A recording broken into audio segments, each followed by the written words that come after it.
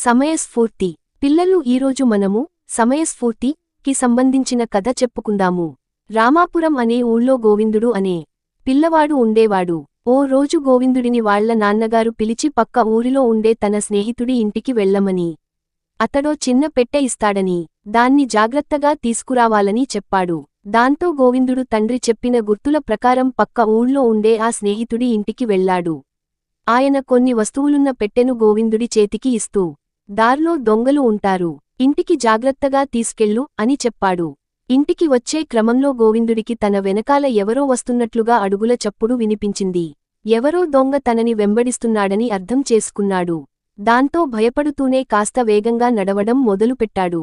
ఆ అడుగుల చప్పుడు వేగం కూడా పెరిగేసరికి గోవిందుడికి ఏం చేయాలో పాలుపోలేదు. కొంతదూరం వెళ్లేసరికి గోవిందుడికి ఓ నది కనిపించింది. దాన్ని చూడగానే అతడికో ఆలోచన వచ్చింది.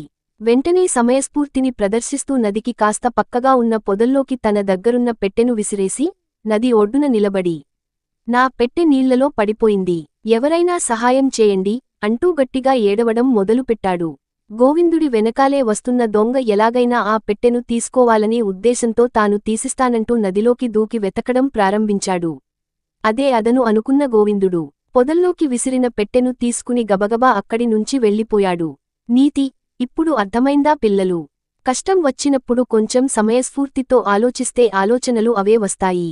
తప్పించుకునే మార్గాలు కనిపిస్తాయి.